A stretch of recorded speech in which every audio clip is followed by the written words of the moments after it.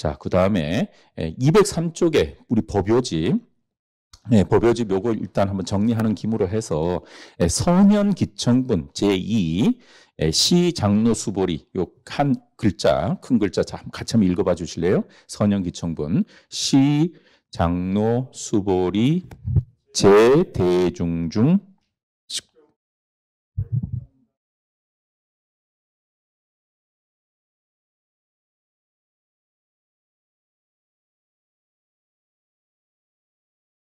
예, 거기 그 두 번째가 선현귀청분. 그 선현이라는 거는 거기 장로 수보리를 음역을 해서는 수보리고 이걸 번역을 해서 선현이라는 말로 이렇게 해서 수보리가 부처님에게 가르침을 청한다 하는 그런 내용인데 이 내용과 관련해서 우리 교재에 35쪽 그다음에 37쪽 지금 읽은 부분 한번 번역 부분을 한번 읽어 보실래요?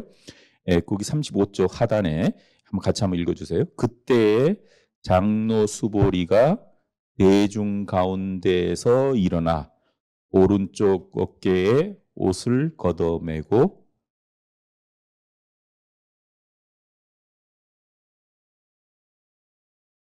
네, 37쪽에 드문 일입니다. 세존이시여.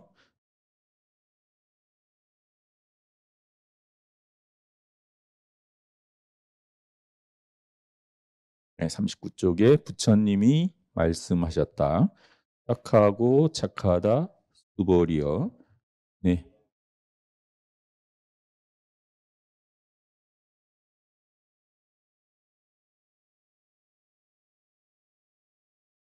네, 여기 보면은 그 37쪽에 지금 읽은 내용에서 선남자 선여인이 안욕따라 삼맥 삼보리심의 마음을 내려고 하면은 어떻게 머물고 어떻게 그 마음을 잘 컨트롤해야 되겠습니까? 이렇게 나오는 부분이 있는데 이게 사실 이 금강경의 주제예요. 이게 제일 핵심인데 그런데 구마라집의 금강경으로 보면 이제 요 내용이 핵심이 되어서 여기서 선남자 선여인은 이 보살을 얘기하는 거거든요.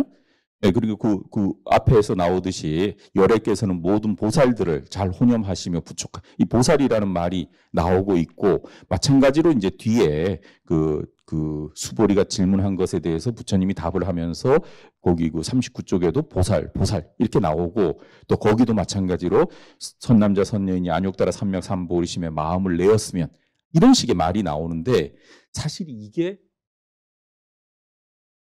구마라집 번역에서는 제일 아쉬운 부분이에요. 사실 원문에서는 이렇게 안 나오고 원문에서는 어떻게 나오느냐 하면은 요게 이제 여기서부터는 뭐 현장 스님 것만 딱 보면 아주 명확한데 거기 지금 37쪽에 지금 선남자 선여인이 안욕따라 삼맥 삼보리심 하는 그 부분이 그 36쪽에 이경 박사님 교재에서 이렇게 보게 되면은 거기 그 산스크리트에서 보면은 산스크리트 그 본문에서 밑에서부터 세 번째 줄에 보면 거기 보디사트바 야나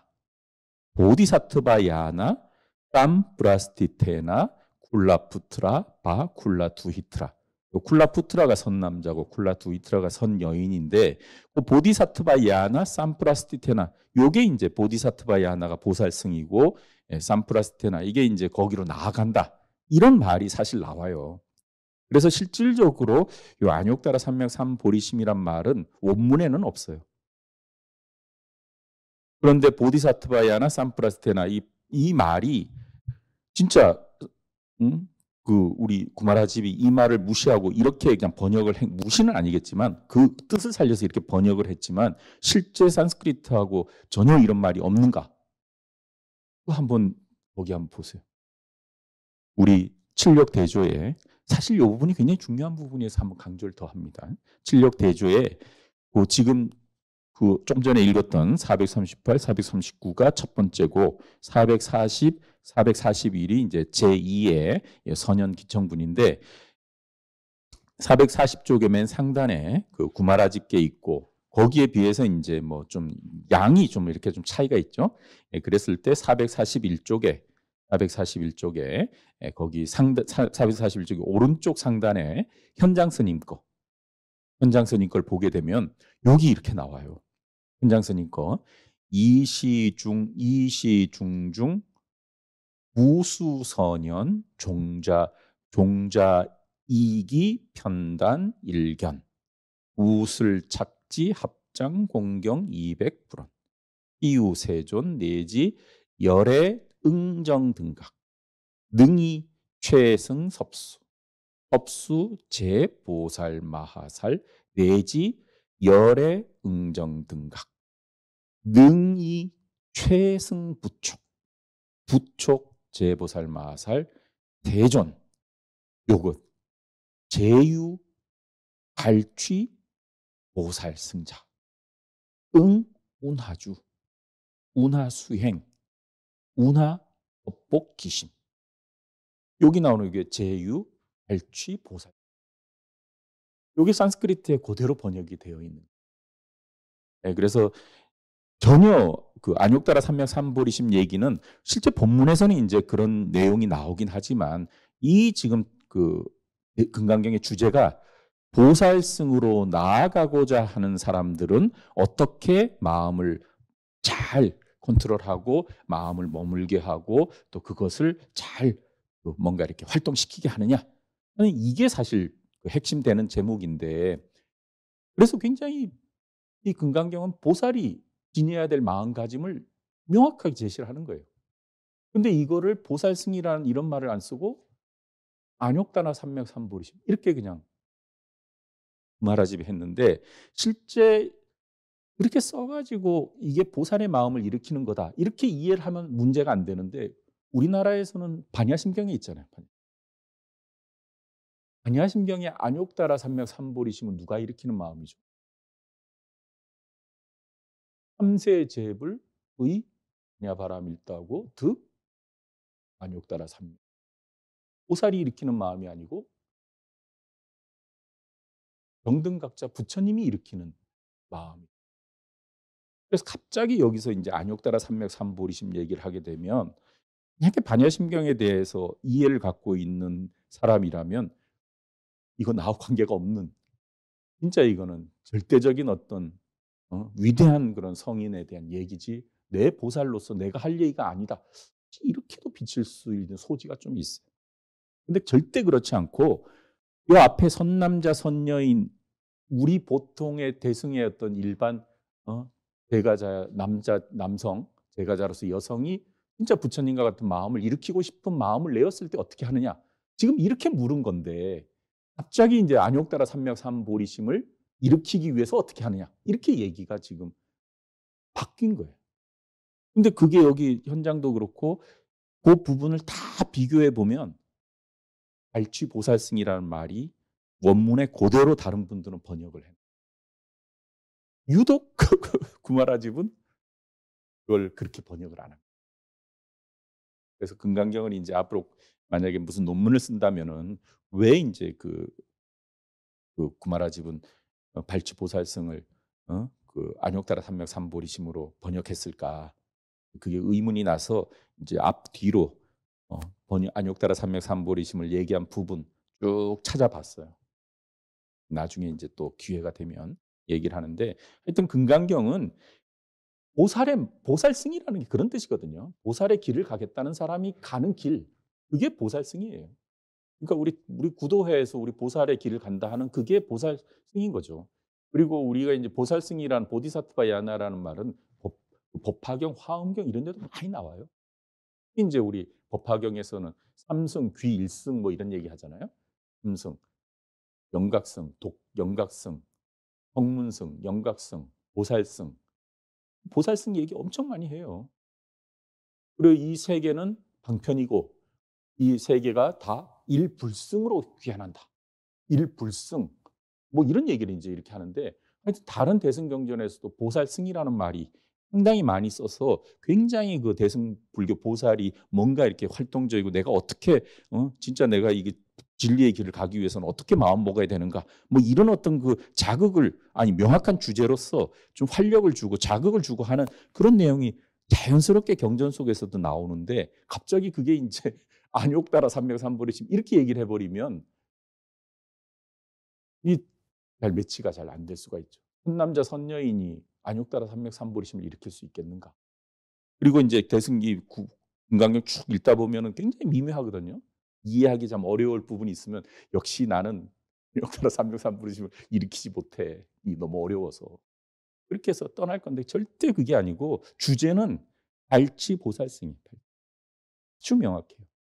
그래서 요 내용은 진짜 우리 한국의 불교도 아니 동아시아의 불교도들은 적어도 금강경을 이그 구마라집에 이 금강경을 읽는 사람뿐만 아니라 누구든 간에 금강경은 보살이 나아가는 길을 제시하고 있다 하는 그런 내용을 분명하게 이렇게 가져줄 필요가 있는데 이렇게 비교해서 보면은 아주 명확하지만 그냥 금강경 자체로만 보면은 그런 생각을 절대 가질 수 없을 거예요. 그래서 이제 상당히 좀 뭐라 여러 가지가 좀 혼동스러운 부분이 없지 않은데 그래서 어떻게 보면 이제 우리 구도회 입장에서는 아니 보살의 길을 가겠다 하는 사람들한테는 조금 더 가까이 갈 수 있는 그런 더 이런 어떤 그 좋은 경전임에도 불구하고 뭐 갑자기 그 부처의 길을 가는 안욕따라 삼맥 삼보리심 이런 얘기가 계속 나오다가 뭐 계속 응모소주 뭔가 집착하지 말고 뭐 하지 말고 뭐 부처님 법도 뭐 어떻게 보면 뭐 설한 것도 아니고 뭐 이렇게 막 나와 버리면 참 혼동스럽죠. 일단 그게 이제 제일 중요한 내용들이고 그 다음에 그 일단 여기 그 우리 그 구도 법요집에서 204쪽부터 이제 오늘 제가 얘기하려고 했던 것은 여기 제 원래 구 부분인데 뭐 할 수 있을지 없을지는 모르겠지만 일단 좀 얘기는 제가 해 드릴게요. 자, 그래서 거기 204쪽에 대승정종부 이제부터는 이제 부처님께서 이제 이 금강경의 그 본 뜻을 이제 이렇게 쭉 설명을 하시는데 제일 핵심적인 것은 뭔가 이렇게 집착하지 마라. 그 집착하는 대상으로서 내가 아상, 인상, 중생상, 수자상 요 네 가지를 아주 기본으로 말씀을 하셔가지고 그런 상에 집착하는 구체적인 모습을 요 네 가지로 설명을 하는데 꼭 그것뿐만이 아니라 우리 속에 뭔가 이렇게 개념이 떠오르게 만드는 일체 모든 언설, 대상 그걸 이제 다르마 법이라고도 하고 또 비법이라고도 얘기하는 많은 그런 대상들이 우리 인간의 머릿속에 뭔가 이렇게 집착의 대상으로 떠오르는 게 아니라 하나의 흐름으로 가는 것은 아마 얘기할 거예요. 근데 뭔가 집착의 대상이 되는 이런 것들은 끝없이 경계하고 집착하지 말라. 그래서 이제 그거 이제 달리 말하면은 보살의 길을 가는 사람들은 뭔가 이렇게 집착하지 말고 행동하라. 뭔가 마음에 뭔가를 두지 말고 행동하라. 이런 게 이제 아주 기본적으로 나오는 내용이고 여기에서 이제 아상, 인상, 중생상, 수자상은 당시 이제 뭐 이건 뭐 그 자체로서 이해하기는 좀 쉽지 않은 부분이지만 그 바라문교라든가 다른 쪽에서 굉장히 그 절대시하고 특히 아상에서 아트만이라는 개념은 뭐 아트만을 알면은 해탈한다 그러잖아요.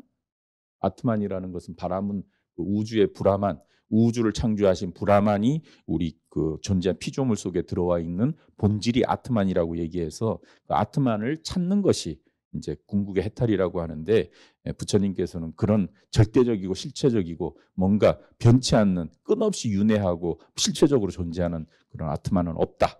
이런 얘기를 하는데 이제 그런 개념에서 이제 불교도들이 나중에 이제 아트만은 무하지만 우리 인간이 죽으면 뭔가가 있지 않느냐. 그랬을 때 이제 얘기한 것 중에 대표적인 것이 뿌드갈라.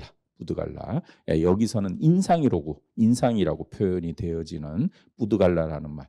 그 다음에 이제 우리 신체하고 그 생명, 목숨하고 늘 우리는 이렇게 활동적이고 뭔가 하게 하는 것은 육체가 아니라 뭔가 이렇게 어떤 그 생명력이라는 건데 그 생명력이 모든 것이 불이하게 물로 아니라 이렇게 있다는 것으로 그냥 자연스럽게 받아들이는 듯이 그것이 뭐 있다든가 그것이 뭐 절대적으로 또 윤회한다 이런 개념을 갖지 말라라 하는 것으로서 등장하는 것이 지바라는 그 수자상으로 표현되는 것이고 뭐 중생상이라고 하는 개념은 사실 이거는 뭐 원래 그 육도 윤회에서 인간의 어떤 아주 그 본질을 얘기하는 그런 개념으로서 인간이 절대적이라든가 뭐 신이라든가 축생이라든가 지옥에 비해서 인간이 절대적이라는 이런 개념을 갖지 말라.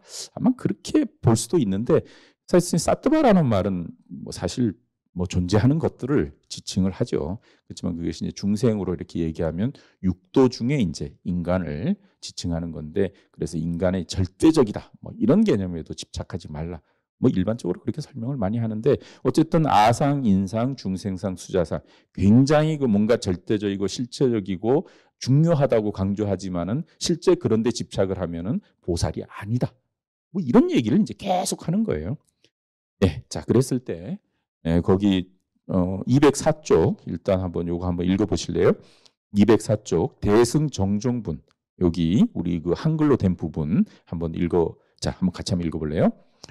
불고 수보리 제보살 마살 응여시 항복기심.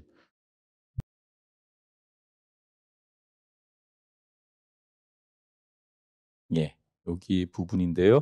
이 부분 우리 교재 41쪽에 뭐 어쩔 수 없습니다. 지금 뭐 구말하지 뭐 이런 비판도 하지만 워낙 이제 구말하지 걸 안 읽으면 우리가 금강경 아니 구말하지 거 말고는 금강경이 아예 안 나오니까 일단 이거를 그래도 금강경 듣고 이해하는 걸로 해서 그 41쪽에 거기 지금 읽은 부분에 우리 한글 번역 한번 같이 한번 읽어보죠. 자, 한번 같이 한번 읽어볼래요? 부처님이 수보리에게 말씀하셨다. 모든 보살 43쪽에 이와 같이 한량 없고 헤아릴 수 없고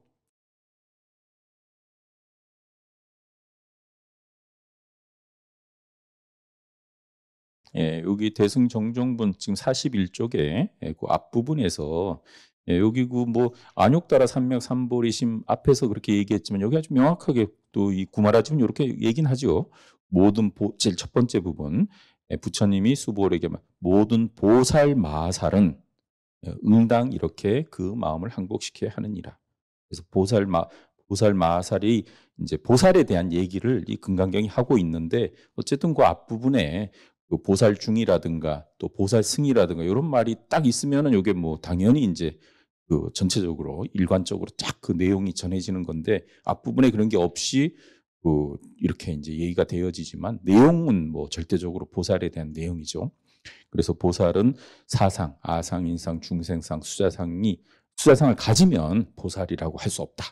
그런 내용인데, 여기 아상, 인상, 중생상, 수자상은 이 금강경 전체를 통해서 계속 반복되어서 나오는 뭔가 실체적이고 절대적이고 사람들에게 집착으로서 혼동을 줄 수 있는 그런 개념으로 이렇게 제시를 하는데, 실제 이제 그 네 가지만 이렇게 지지만 여기 그 현장 스님은 또 보게 되면 또 여러 가지가 나와요. 그 당시에 이렇게 이제 애매하게 그 실체적인 개념으로 제시되는 것이 네 개뿐만이 아니라 거의 한 상당히 많은 게 제시되고 있는데, 그건 참고를 한번 해주시고요. 자, 그 다음에 그 206쪽에 그 법요집 제4 묘행무주분이라고 하는 여기 거기 205쪽이죠. 205쪽. 205쪽 묘행무주분. 자, 부차수보리 그거 한번 같이 한번 읽어봐 주실래요? 부차수보리 보살 어법 응무소주 행어보시.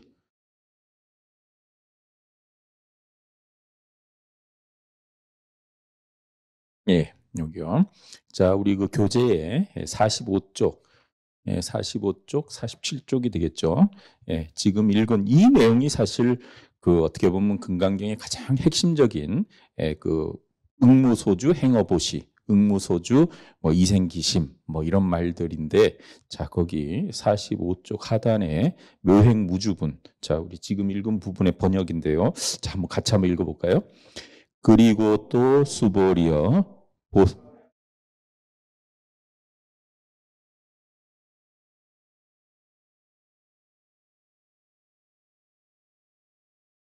네. 뭐 이 부분에서도 제가 그 금강경에 대해서 저도 뭐 금강경 관심은 있었어도 그렇게 뭐 논문을 많이 쓰지 않았는데, 여기서 제가 그래도 우리 불교 연구지에 논문 쓴 게 여기 하나 있는데 그 내용이 제3 묘행 무주분이거든요. 거기 맨 위에 45쪽, 44쪽에 보살 구마라집이 번역한 부차수보리 보살어법, 응무소주, 행어보시, 소위 부주색 보시, 부주 성향 미촉법 보시. 근데 여기 보면은 보살어법, 응무소주, 행어보시. 여기 보살어법 첫 번째 줄에 법이 나오고 두 번째 줄에도 법이 나오잖아요. 색성향 미촉법. 그래서 이게 한문으로 보면은 뭐 똑같은 법인데 이게 진짜 이게 이상하다 하는 생각 많이 했어요. 근데 산스크리트 보니까 다르더라고. 첫 번째 줄에 있는 보살어법, 응무소주, 행어보시는 바스투라는 말을 썼죠. 44쪽의 제일 상단에. 예. 그리고 마찬가지로 그 색성향 미촉법의 그때 법은 뭐 다르마라는 말을. 그래서 바스투하고 다르마 이런 말인데 사실 이 바스투라는 말, 이 말은 뭐 불교를 공부하는 사람들 특히 유식이라든가 아주 전문적으로 공부하지 않는 이상은 무슨 말인지 알 수 없어요. 그런데 경전에 이렇게 나오는 거예요. 그래서 그래서 제가 바스투란 말에 굉장히 이렇게 좀 필링을, 왜냐하면 유식을 공부하다 보면 뭔가 이렇게 외계 대상이 밖에 있다고 우리가 보통 그 만법 유식하면은 모든 어떤 모든 게 의식의 대상, 의식이 드러난 것이다. 그래서 뭐 컵이라든가 이런 모든 것들을 다 이렇게 밖에 분명히 있는데 자꾸 이걸 의식의 소현이라고 얘기를 하면 만약에 컵이 깨지면 내 머리가 깨지는가? 내 머릿속에서 만든 건데. 그래 굉장히 막 이상한 논란들이 많거든요. 근데 이제 나중에 이렇게 유식에서 보면 이런 어떤 대상이 외부에 있는 것이 아니라 우리 의식의 대상으로서 표상되어진다고 얘기를 많이 해요. 그래서 컵이 있다고 해도 밖에 물론 물질로 있지만 이걸 컵이라고 하는 그 컵이 우리 의식 속에서 인식이 돼야 이제 이게 컵이라고 하는 건데, 그랬을 때 의식에 표상되어지는 대상으로서, 즉 물질의 어떤 개념이 머릿속에서 표상으로 되어졌을 때 표상된 개념하고 밖의 물질이 같은 거냐 다른 거냐, 이런 논의도 있을 수 있고, 또 의식의 대상, 이 어떤 물질이 의식의 표상이 되어졌을 때 그 표상된 그걸 대상으로서 인식하는 주관은 또 뭐냐. 그래서 이제 의식 속에서 인식 주관, 인식 대상, 그러니까 밖에 있는 인식 대상이 아니라 안에 있는 의식 속에서 이런, 그것을 이제 견분, 상분, 뭐 증상분, 뭐 하여튼 그게 3분설이냐 4분설이냐 뭐 하여튼 많은 논의가 있는데, 그러는 속에 이 바스투라는 말이 나와요. 그래서 바스투라는 말이 이것도 뭐 어떻게 보면 이제 외계 대상을 지칭하는 겠지만 외계 대상이 실질적으로 우리 어떤 그 이미지, 표상 속에 이렇게 드러났을 때의 어떤 그 대상으로서 바스투라는 말, 그러니까 법이라는 말하고 굉장히 유사한데도 불구하고 일부러 그 바스투라는 말을 유식에서는 상당히 많이 써요. 그래서 이제 계속 그게 좀 헷갈리고, 그래서 하여튼 바스투에 대해서 관심이 많았는데 대선 경전에도 이렇게 바스투라는 말이 나와가지고 제가 우리 연구원에서 나오는 잡지 그 저널에 논문을 썼는데 제가 지난번에도 고백했지만 논문 썼는데도 다 끝나고 논문 쓰고 딱 마무리 다 하고 칠렸는데도 잘 모르겠어. 잘 헷갈리더라고. 그런데도 불구하고 어쨌든 이 바스투라는 말이 이렇게 나오는데, 이것을 뭐 여기 구마라집은 똑같은 법이라는 말로 이렇게 표현했잖아요. 그런데 이것을 현장 스님은 아주 구분했어요. 명확하게 구분했어요. 현장 스님 여기 한번 445쪽 한번 보실래요? 445쪽에 거기 아까 칠력 대조에, 그래서 그 구마라집의 한문본만 보면 이 의문을 갖지 않을 수 없잖아요. 앞에 보살어법, 응무소주 이렇게 해놓고 법이라는 말이 있고 바로 그 다음 줄에 색성향 미촉법 이렇게 법이 있는데, 그럼 이 법은 뭐고 이 법이 뭘까? 궁금해질 수밖에 없는 내용이잖아요. 상식적으로 읽어보면. 앞에서 법이라고 해놓고 뒤에 또 법이 있는데 이게 좀 그런데, 그러니까 원문이 이제 그래서 중요한 거잖아요. 그래서 바스투하고 다른 말을 구분을 했는데, 그랬을 때 그럼 다른 번역자들은 어떻게 그래 이제 다른 분들 번역은 여러분들이 참고하시고, 대표적인 그 현장 스님 번역 칠력 중에 445쪽에 거기 위에 보면 이게 이제 그 묘행무주분 그 현장의 번역인데, 부차선연 꼭 이 저기 저 현장 스님은 수볼이라고도 또 안 써요. 또 일부러 그 저기 전체적으로 읽다 보면 확실히 구말하지만 라이벌 의식이 있는 것 같아. 일부러 비구라는 말도 안 쓰고 필추라고 쓰고 뭐 수보리로 안 쓰고 선현이라고 쓰고 그렇지만 번역은 정확하게 나름대로 하는데 이제 그게 이제 그런 차이를 보여줄 수 있어요. 그래서 445쪽에 그 보면은 현장 스님의 번역 부차 선현 약 보살 마살 부주 어사 응행 보시. 그래서 현장 스님은 바수투를 법이라고 안 하고 타라고 일부러 번역을 이렇게 했잖아요. 그다음에 그 뒤에 보면은 도무 도무소주 응행보시. 네. 그다음에 부주 어색 응행보시. 여기 색성향 미초법이 이제 나오는 거죠. 부주 어색 응행보시 부주 성향 미촉법 응행보시. 뭐 색성향 미촉법이야 육경으로 우리가 명확한 건데 그거 하고 바스투로서의 그것을 사라고. 그러니까 이럴 때 이제 그 사실 금강경 해석한 사람들은 우리나라에 금강경 되게 많거든요. 그럼 그 사람들은 그럼 바스투를 어떻게 해석했을까? 궁금해지잖아요. 근데 제가 단언할 수 있어요. 한 150권, 200권 중에 글쎄 한두 권? 글쎄 한 10권 정도만 칠까요?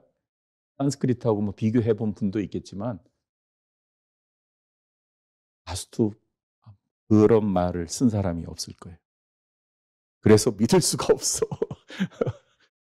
우리 뭐 7력 대조 뭐 8력 이거는 이제 이거지만 그 우리 한국에서도 산스크리트 티베더 뭐 이렇게 해서 금강경 비교 대조한 사람들이 이렇게 보면 어쨌든 저희들은 뭐 공부하는 학자니까 그런 용어들을 관심을 가질 수밖에 없는데 그 부분을 싹 보면은 문제의식이 별로 없는 거예요. 아니, 그 부분에 대한 해석이 없으니까. 그러니까 바스투하고 다른 말을 어떻게 구분할 거냐. 그래서 그러려면 바스투가 도대체 왜 어디서 어떻게 나오는지를 얘기해 줘야 되잖아요. 근데 그러려면 유식 문헌을 엄청 많이 봐야 되는데 그냥 선 공부하기 위해서 개념을 떠나기 위해서 공부하시는 분인데 갑자기 바스투 나온다고 뭐. 근데 그거는 원문을 보니까 그런 거고 뭐 한문만 보면 뭐 법이라는 말인데 뭐 법을 떠나면 되지. 아니, 법조차도 생각 안 하면 되지. 뭐. 넘어갈 수 있겠지만 엄연히 이제 이렇게 용어 차이가 있는데 이것을 현장 스님도 다 법이라고 하고 다른 분들도 법이라고 했으면은 아이 뭐 묻어서 넘어가겠지만 또 현장 스님이 이렇게 사라고 번역을 했는데 그럼 사는 또 뜻이 뭐야? 이런 게 이제 쉬우면 아주 간단하면서도 이제 뭐좀 그런 거죠. 자, 그렇게 해서 이런 얘기들을 우리가 지난번에 이제 꾸준히 했던 거고 이제 시간이 좀 그거 한데 한 5분만 그거 하는데 일단 제 5에 거기 우리 그 법요집 5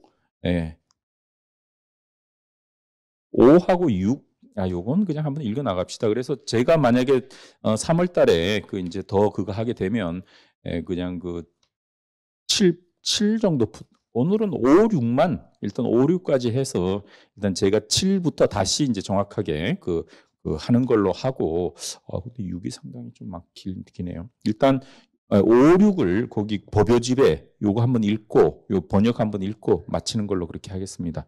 자, 206쪽에 열의실견분하고 정신희유분 요런 그래서 이 지금 열의실견분, 정신희유분 요것도 32분으로 이렇게 나눈 것도 뭐 중국에서 그렇게 전통적으로 나눈 거 각각 이름이 그 내용을 잘 그렇게 이제 표현을 한 건데 206쪽의 열의실견분 제6의 정신희유분 일단 우리말로 한문을 한번 쭉 읽어보면 좋겠네요. 한번 읽어볼까요?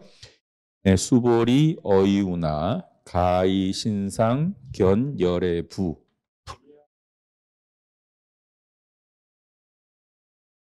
수보리 백불원 세존 파유 중생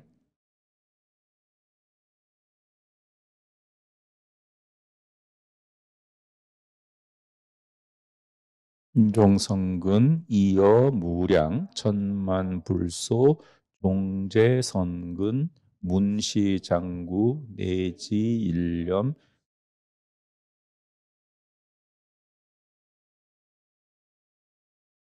예, 거기까지가 정신희우부인데요. 빨리 요거 우리 교재 49쪽에 열의 실견분 일단 한번 그 밑에 번역을 한번 읽어볼까요? 자, 한번 읽어보죠. 수보리여 내 생각이 어떠하냐?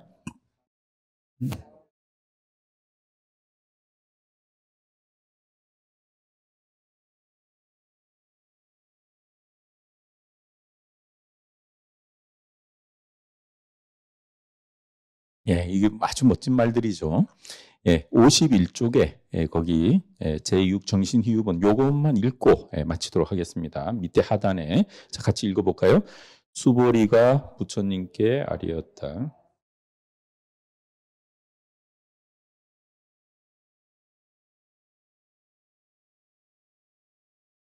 열애가 멸한 후 500세에 계를 지키고 복을 닦는 자가 있어 이 글귀를 보고 능히 신심을 내어 이를 실다옵게 여기리라. 마땅히 알지어다.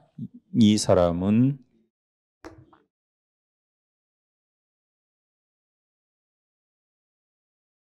무슨 까닭인가?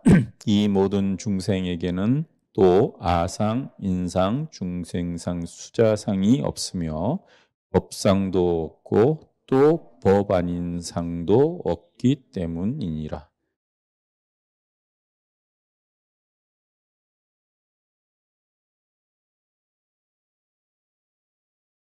예. 여기 57쪽에 지금 읽은 우리 교재에 거기 보면 아상, 인상, 중생상, 수자상 이런 말을 쓰면서 이 모든 중생에게는 이렇게 이제 여기서는 또 중생이라는 말을 뭐 번역을 그렇게 하셨는데 이렇게 나왔는데 사실 원문에서는 다 보면 이게 보살이에요, 보살. 그래서 56쪽에 그 상단에 보면 보디사트바, 마하사트바, 보살, 마하살 그다음에 중간에도 이래 보면은 보살, 마하살 이렇게 해서 중생이란 말이 아니고 보살로서 이런 상을 가져서는 절대 안 된다 하는 얘기를 이렇게 하게 됐는데 막 앞에서는 계속 보살 얘기하다가 또 여기서는 중생으로 얘기하다가 이런데 산스크리트는 굉장히 일관되어 있어요. 굉장히 일관되게 보살이 꼭 이래야 된다 하는 그런 말로 되어 있어서 상당히 그 명확한 대승 경전으로서 보살의 지침서라고도 할 수 있고 그리고 오늘은 뭐 이 정도로 일단 하겠습니다. 그래서 다음번에는 7부터 나가는데 이제 이 앞부분의 내용들을 조금 이렇게 이해하시면은 이 7부터는 계속 반복되는 내용들이 굉장히 많아요. 그래서 그런 것들을 잘 이렇게 보시면서 특히 이제 우리 한국 불교계에서 이제 이 금강경이 굉장히 중요하면서 또 금강경의 안에 좋은 그런 글귀들이 계속 나오니까 뭐 그런 것들이 이런 어떤 배경 속에서 나왔다 하는 것을 좀 이해하신다면 뭐 공부하는 의미는 충분히 있겠지만 이제 이렇게 조금 더 이제 이렇게 좀 여러 번역본들을 같이 비교해서 이렇게 보면은 뭐 구마라집 그 위대하신 구마라집 대사한테도 좀 불경스럽게 얘기를 할 수밖에 없고 이것도 사실 번역이거든요. 뭐 제대로 좀 번역을 잘하면은 혼동 안 생기고 좋았을 텐데 그냥 발치 보살승 그렇게 썼으면은 얼마나 그 사람들이 그 자연스럽게 더욱더 이렇게 가깝게 갈 수 있었을 것 같은데 안욕따라 삼맥삼막 이렇게 해놓으니까 뭐 남 얘기 하는 것처럼 보이 실제 그건 아닌데 근데 그렇지만 이제 다른 경전에도 다 그렇게 나오니까 구마라지 걸 가지고 다 얘기를 하니까 이게 진짜 쉽게 접근할 수 있는 경전을 너무 방벽을 쌓는 느낌을 갖게 돼서 아쉽다는 말이고, 뭐 하여튼 그런 일이 이렇게 느껴집니다.